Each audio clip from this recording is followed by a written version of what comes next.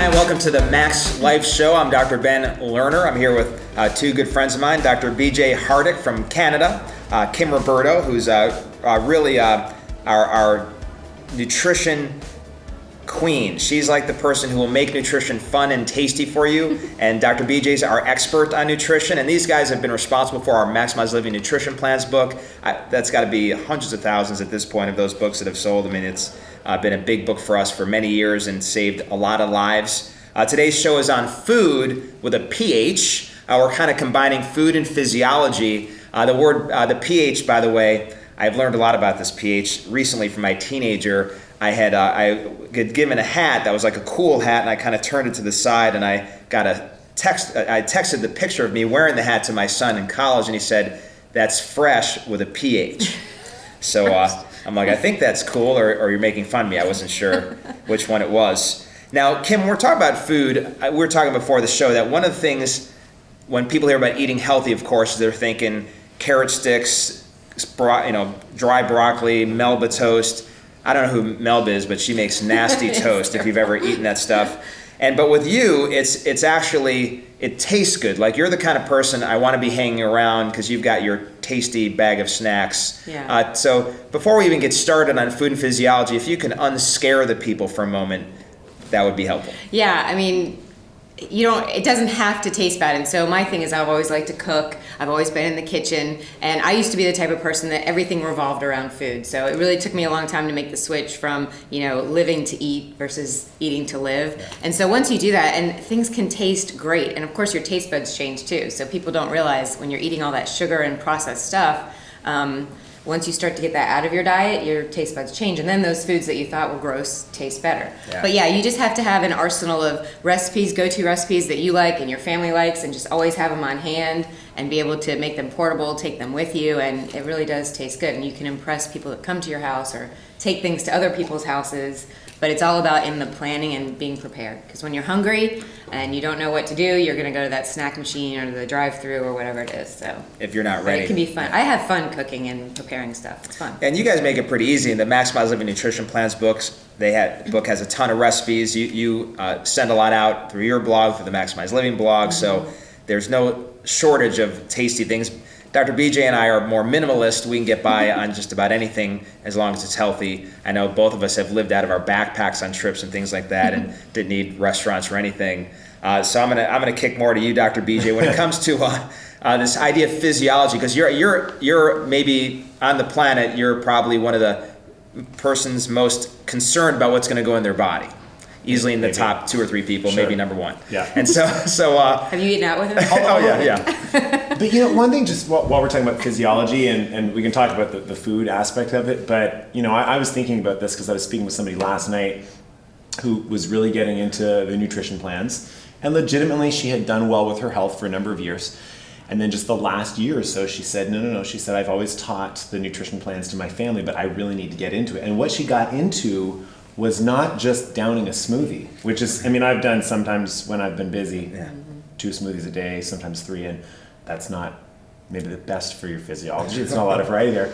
But this young lady was talking about how she actually got into cooking the recipes, and she talked about how her whole, her sympathetic physiology just slowed down. She started, getting a little bit of a new hobby. This is somebody who just worked all the time. Yeah. And actually, you never want to become, for people that do work a lot, and actually, all of North America is just, really all of North America is type AAA compared to the rest of the world. I know I'm type AAA, and, but really we're buzzed. Yeah. And really going back to that where you stop, you cook, you think what goes into it. Our ancestors would have spent a lot of time finding food, preparing it, and you got to think about what that does for your physiology too. Yeah. So I think there's something to be said for the recipes, more than just the fact of what's in them, what they do to your endocrine system, but just what they do for your physiology of just your pace of life too. And and this girl her health has improved not only because of what she's eating, but her approach with it and taking Sundays to do it. And Yeah, and I just wanted to jump in there real quick because a lot of it's just learning the tricks, and that's where Maximize Living is brilliant. Like, we come with the practical side of it. So it's like nothing I make when I make dinner takes more than 30 minutes. Everything is short, small list of ingredients, and you just have to know those tricks. And once you do, it's like no big deal. What was the question? It can be fun. Physiology. And then there was just, and you're Roberto now. Fred, your Dr. Fred is Italian. Are you Italian also? No. Okay. No. Because obviously Italians eating big meals, pasta, that's a pretty big change maybe for Dr. Fred. Yeah. But he's probably maybe second to you on in the world on what he's anal retention when it comes to nutrition. I'm a distant fifth or sixth maybe. But I go back to back to the question. I go back to this time I was starving on an airplane, and this is back when they would give you food as a general thing, even if you weren't coach. And they had this burrito made of turkey or this wrap or something, and I'm like, I'm starving. It is turkey, so that's healthy, right? And I read the ingredients, and I'm looking at all the chemicals and things that are in there, and I'm thinking, I'm starving, it looks like it's really good, but if I put it in my system, the impact that will have physiologically because of all those different ingredients that I can't understand and all these chemicals, I'm just not going to put that in my system. And that's what we mean by food and physiology, is that you, maybe more than anybody, again, think about, you know what, I'm hungry, I'm off here all over the world, but I'm not going to go in there and eat because I know what happens to me. I go back to when I was with you and you smelled the fish. Yeah. Because you're like, what's on that? There's something on that that I don't want going inside of my body. Yeah. And so tell us a little bit about that. About that particular fish. that moment or in general. Well, God did give us the sense of smell to help check things out. So if you can't always trust your waiter, sometimes you got to smell the fish. But I do think it's important that people ask the questions. And I think, more and more, I think people are accepting of the fact that people can ask the questions when they go to a restaurant. One thing that I always caution people on, though, is that, so I used to say I would just be allergic to something. And then that way I kind of get around the issue of just that I'm picky. I was picky when I was a little kid. I mean, I was picky that I wanted, my salad was like salad, croutons, vinegar, and oil. That was it. I didn't want anybody to play with my salad. It wasn't just the best for you. So I used to tell people, just say that you're allergic to canola oil or something like that. But now people have been having issues where they would use that old line of saying, well, I'm allergic to canola oil, I can't have vegetable oil, and then the restaurant won't serve them anything because it's in the kitchen and they're afraid they'll aspirate it or something. So people really can now, they can tell their server and they can tell the person at the grocery counter who used to just say, well, there's going to be injections into all the meat anyway. No, you can tell people that you've made a conscious decision in your life to live better and make wise choices about your food. Based on your understanding of it. And I think people are much more accepting of it now than it even was 5 years ago when I was lying to waiters about being allergic to certain things. And quite frankly, with that, it really is interesting when you look at what's in North American products compared to European and products around the world. And it all comes down to making things cheaper and easier. When the Subway, the Subway buns were proven to have the yoga mat plastic in them. Yoga mats are in there? Yeah. Well, no. Sweaty yoga mats, or just are these fresh? Clean. Yeah, plain. Okay. Well, no. And then someone on TV said something about, now I know why I have to go sit in the lotus position for an hour in the bathroom after having a Subway sandwich. But again, it was like the same. It was like ground up tires or ground up plastic or some type of rubber that was in the mats, and they made them take it out, and then they revealed what was in the North American Subway buns versus the European Subway buns. And it wasn't just that one plastic. It was double the ingredients to make a Subway bun in North America. And actually, you would think that should cost more if you put it, but of course they're doing it because it's costing less. And of course, then we have the ill side effects and the health issues here too. So I think with looking at the physiology behind it, I don't think people should feel the need that they have to understand every chemical or every action, but just to know that, the closer it is to the earth and the more live it is, the better, and the more live it is for you, and I think people are starting to, wake up on that. But we're still in a day where people will still try to skirt around the issue and tell people, well, but this chemical's okay, and hey, I know that list is good up through 80%, but these two, I know you can't recognize them or pronounce them or say them, but they're fine. And as we know with the way that the FDA works and food approvals, all those things, they all get washed out after a period of time because we do find that they are unsafe, and they get kind of washed under the carpet or spread under the carpet or kicked under the carpet. Yeah, and on the topic of America doing that, because America, I don't know if people realize, there are thousands of chemicals that are allowed by the FDA to be added to our foods that are illegal in the rest of the world. Yeah. Now I'm in Orlando, so we get a lot of Europeans that come to Orlando. Yeah. And we had one young woman in particular was a patient, and she was a dancer. And so she ate the same amount of calories, same types of food, but she put on 40 pounds within a few months and just blew up because of the chemistry that's in there and how, again, it's impacting your physiology. And then we don't, because we're not thinking that way, you'll get these fads like gluten-free. Yeah.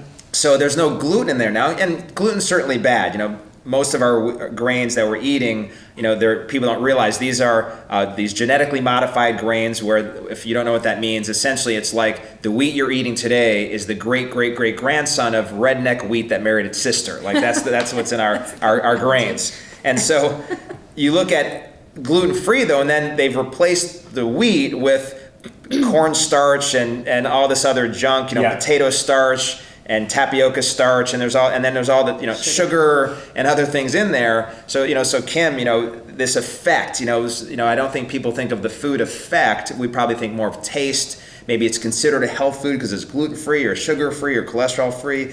But tell us a little bit more about the food, this effect it has on your body.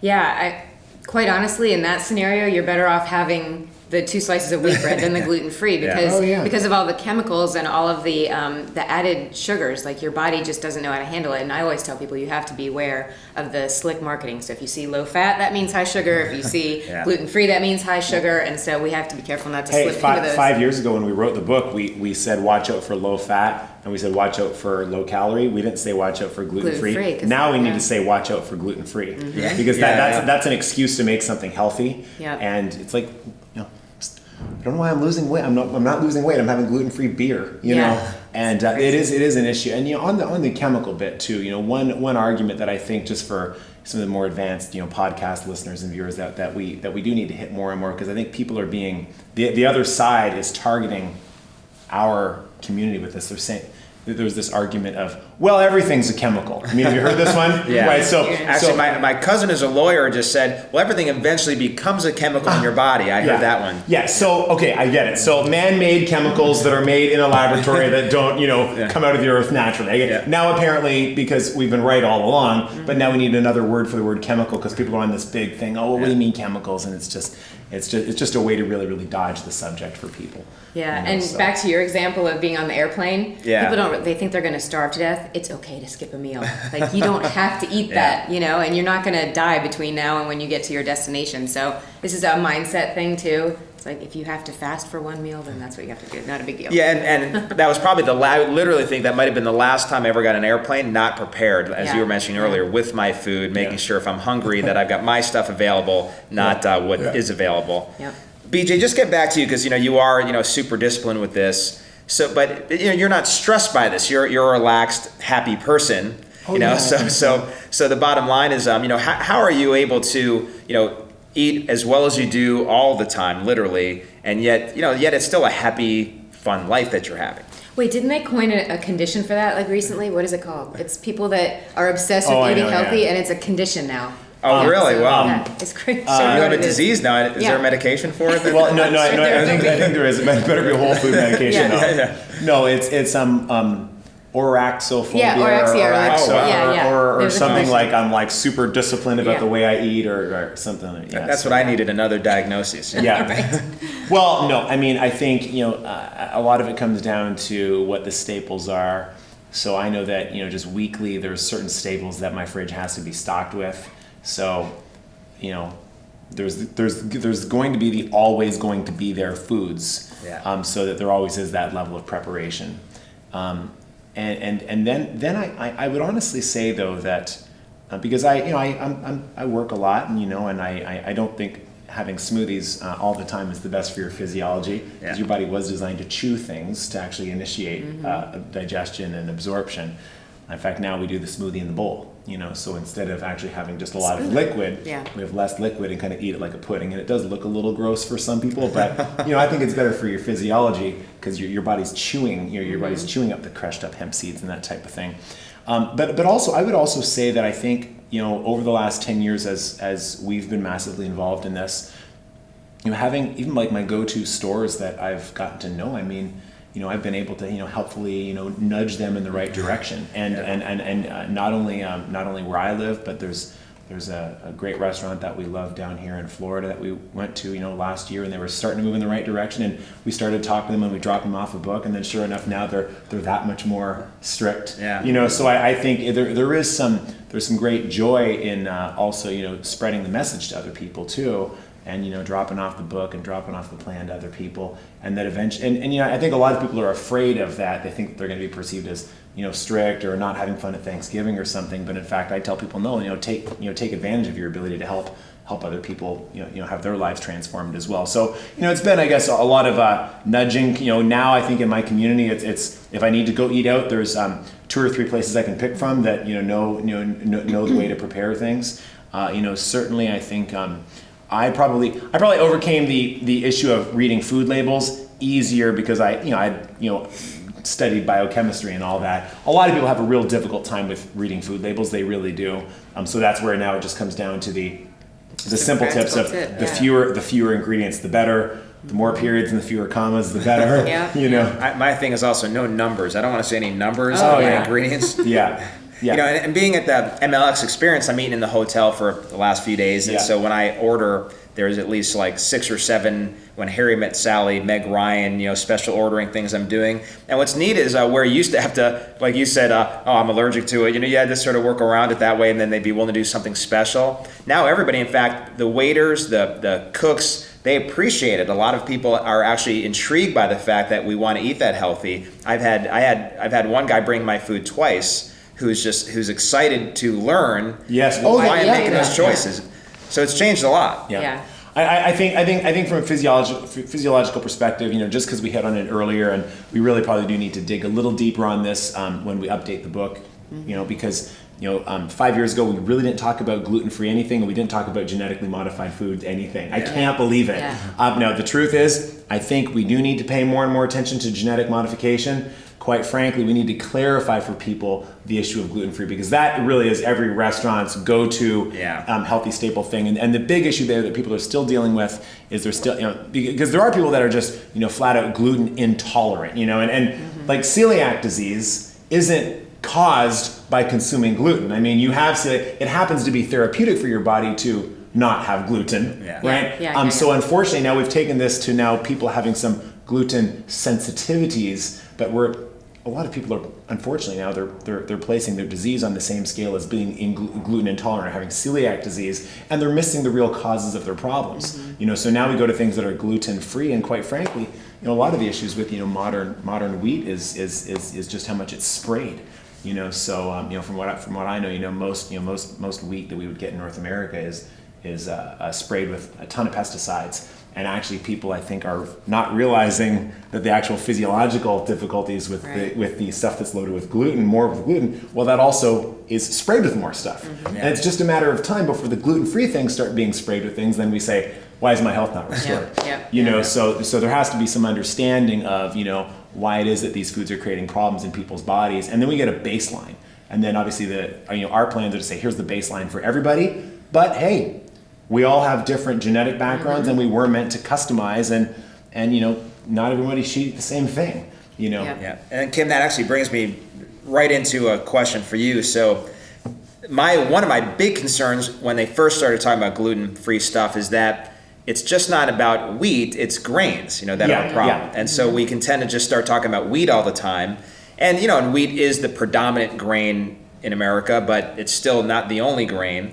And so this new study that came out, and they do it every year, they say, here's what the best diet is. Right. And the last 5 years, apparently, the DASH diet, which is rich in whole grains and low-fat dairy, has been named the best overall diet in America, outpacing Weight Watchers and the Mediterranean diet, which is more what we lean towards. So when you hear DASH diet, what are some of your concerns? Yeah, I mean, first of all, it's like, what's their criteria? I mean, what are they basing success on? If it's like something like weight loss, which a lot of people look at, you can lose weight on all these or certain different diets, but that doesn't mean you're any healthier.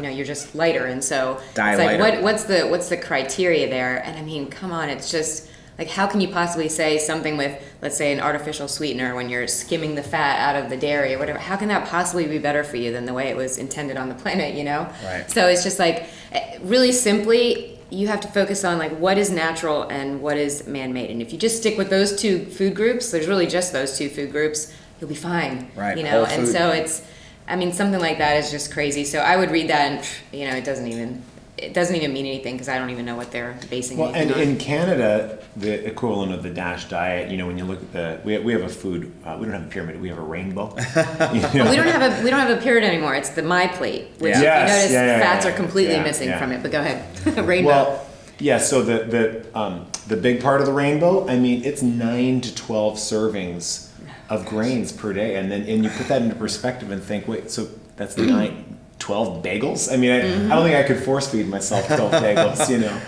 But so, you know, it's and you know, I think people are waking up. They look at that and they think, come on. But the problem is that's still ingrained in what happens in the school systems and the education. And so unfortunately, I think there are more and more people. It used to be that the middle was large, and now it's like there's more people moving in the right direction. But unfortunately, if people aren't moving in the right direction, they're just being force-fed these things. And there's the issues with school lunches because they have to follow those protocols and all else too. So, yeah, but they don't even. Oh, sorry. and they're not giving a chance. Yeah, and they don't say people aren't eating like 8 servings of quinoa. You know, Right. they're eating Yeah. processed junk, so they Right. don't even specify what kind of grains if you're going to eat them. Well, and to your point there, Dr. BJ, is that they have to support the government programs. They have Yeah. to support school system programs. They have to support how they feed people through the aid programs that are out there. They have to support what's been sort of traditional medical thinking for the last 80 years. So these things come out, and Yeah. like you're saying, how do you even come up with that?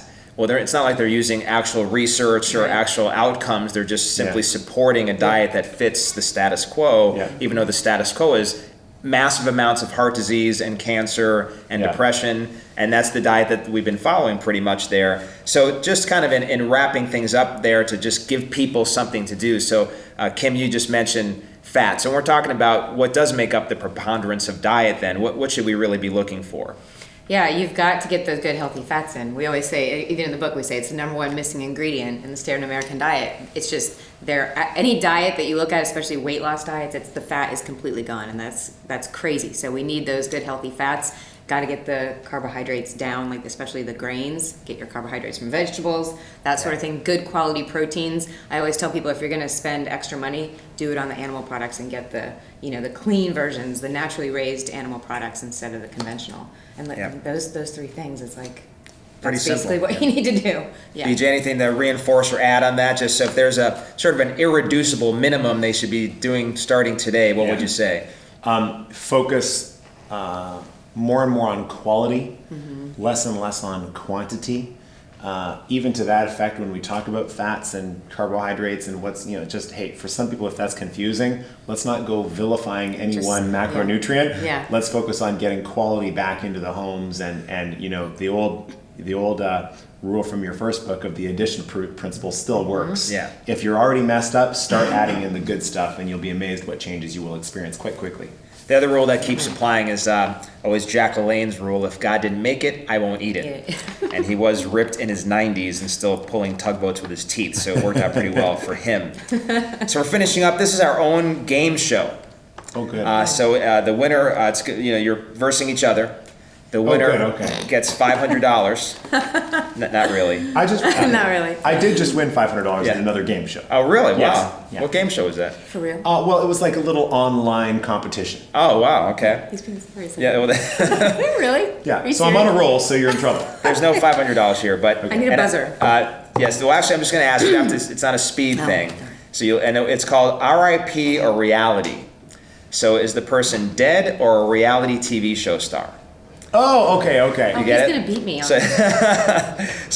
So the answer is either RIP or reality. That's how you answer Okay. for $500. Not really. Who's first? BJ, Or we just- okay. Dr. BJ, Don Pardo. Well, Don Pardo is RIP because he's the gentleman who was the announcer for all the game shows. Now you just gave her the answer, so you're missing the whole point of the game. So actually, Kim wins that one for breaking the rules. So 1-0. Number 2, Bobby Flay. Dr. BJ, Oh. keep your rationales to yourself. Is it my turn? No, we're going back. Well, because you gave her the answer. The first one. It was the Saturday Night Live announcer who is dead. Oh, no. But so the second one, Bobby Flay, R.I.P. or reality? R.I.P. Can I steal? No. So now you go, and then I give the answer. No, he's reality. He's a chef. He cooks stuff. There you go. He's an Iron Chef. Gets it. So Yeah. Kim's up 2-0. There's 3 left though, so you still got a chance, Dr. BJ. James Avery. I'm guessing because that sounds like such a newer name, although it might not necessarily be a newer name, because James could be an old guy. I'm guessing reality TV show guy. You should let the thinking stay in your Is he brain the because you're jewelry guy? passing this on. Is he the jewelry guy? No, this is actually, the answer is R.I.P. That was Uncle Phil from the Fresh Prince of Bel-Air. Yes. Oh, darn it. Who, and obviously wasn't in great shape, probably not on the advanced plan. Sean Sasser, Dr. BJ. You could still tie. Reality TV show star. I guess he's R.I.P. R.I.P. I don't know who he is. That was a kind of a trick question because he's a reality TV show star that died. Oh, okay. Yeah, so he was on MTV's The Real World. Oh, that's too bad. So this is just for fun because BJ's already lost to Kim here. Sorry. So I'll let you know. You both get a chance to answer, and then I'll tell you who's right. Big Ang. You're pronouncing it wrong. It's Ange. And, Okay. she's a mob wife, and she's a reality TV show. You guys are the worst at this game. Yeah, we don't know. Well, all right. This new game show is just getting started. So, thanks for playing. Really appreciate you guys. It was a great show. Just remember to go to MaximizeLiving.com to find out more about the 5 essentials and to find a doctor near you. You can go to drbenlerner.com to subscribe to the podcast. Remember that you need to think, but don't think like other people. If your culture's not working out, to join ours. And like Stuart Scott said, have a great rest of your life.